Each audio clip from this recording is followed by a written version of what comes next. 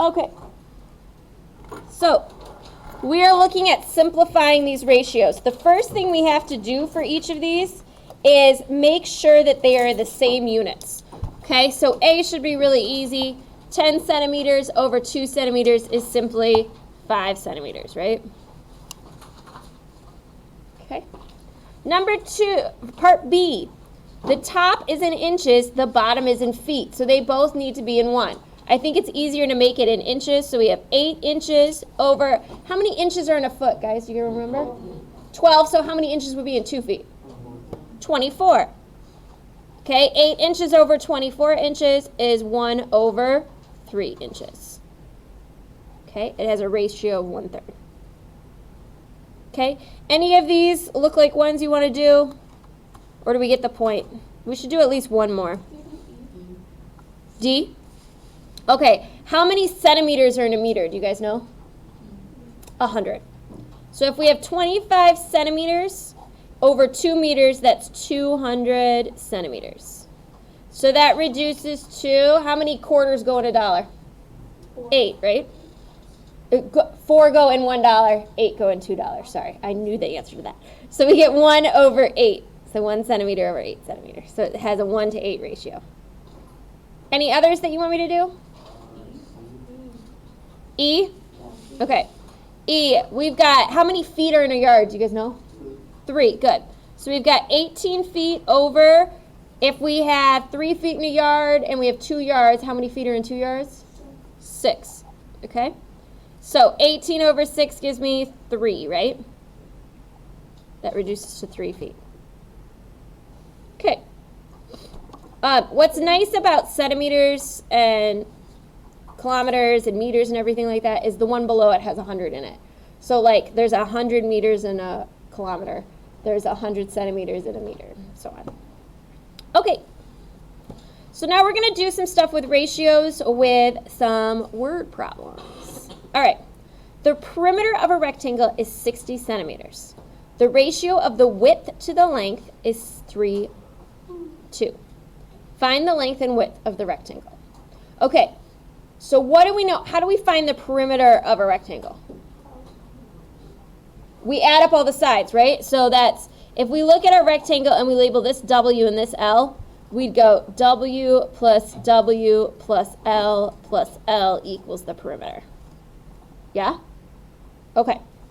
So what we're going to say here, we're going to put these two together so we get 2W plus 2L equals perimeter. Are we okay with that? We've got 2W, so I just added them together. 2 L's, just added them together. Do I need to zoom in a little bit? Okay, sorry. Okay, so I'm going to say something is X. And the width to the length is 3:2. Okay? So that means when we have a length, we have to put a 3 in front of it. When we have a width, we have to put a 2 in front of it. So we're going to say, like if we were to use this one right here, we were to say 2x plus 2x plus 3x plus 3x equals 60. Okay? And we're going to solve for x. 2, 2, 3, 3 adds up to what? 2 plus 2 is? 10, good. 10x equals 60. So x has to be 6, right? So the width is 2 times 6, which is? Yeah, what's 2 times 6? 12. And what's 3 times 6?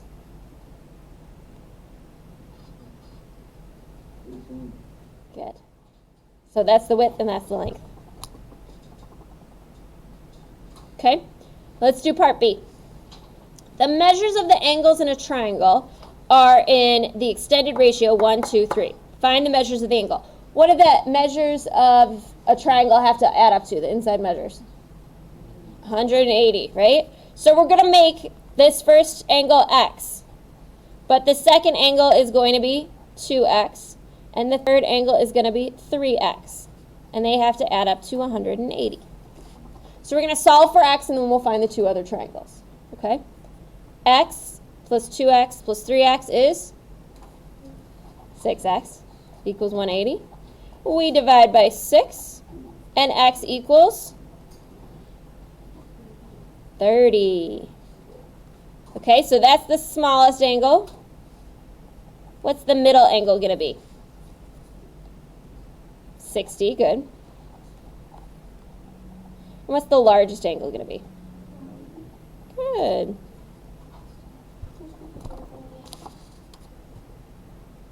So whatever the ratio is, you just put those numbers in front of x and make sure they add up to whatever you're adding them up. Okay, I'm not going to spend a lot of time on proportions because you guys did so many proportions yesterday. Let's just do the hardest one. Let's just do C.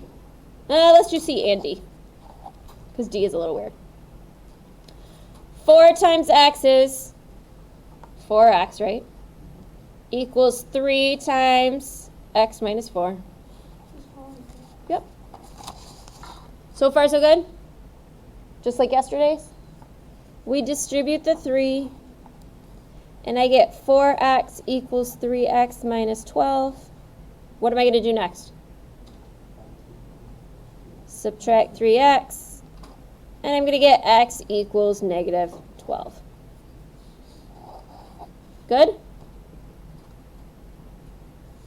D is a little weird. What's 12 times 3?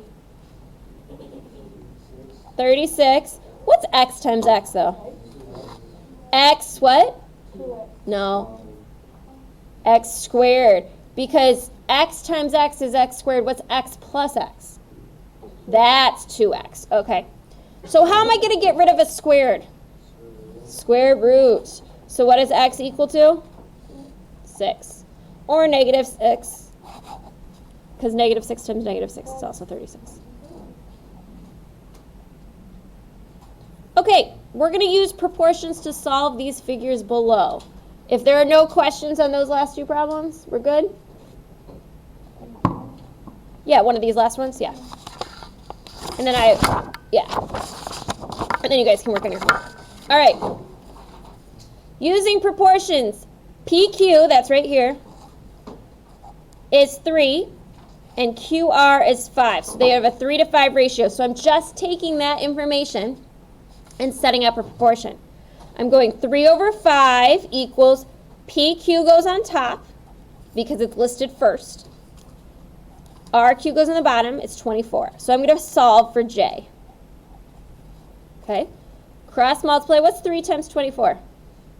You have a calculator. Figure it out. 72 equals 5J.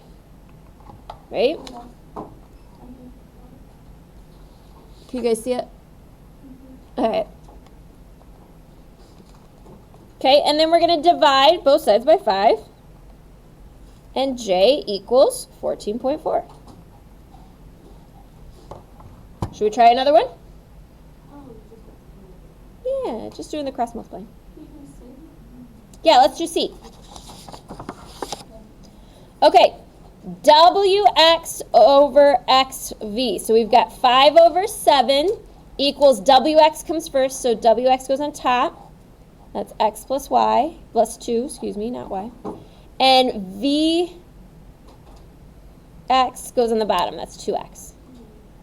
So now that I have my proportion set up, we should just be able to solve it, right? See how this is listed WX over VX? I just write this one down, 5 over 7. And then WX came from right here, VX came from right here. So I'm going to cross multiply. 5 times 2X is how much? 10 what? There we go. And then we're going to go 7 times X plus 2. And then we distribute it. And we get 10X equals 7X plus 14. And then I'm going to subtract 7X from both sides. And I get 3X equals 14. I'm going to divide by 3.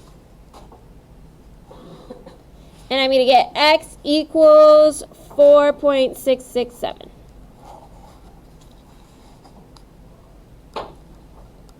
Questions about any of these?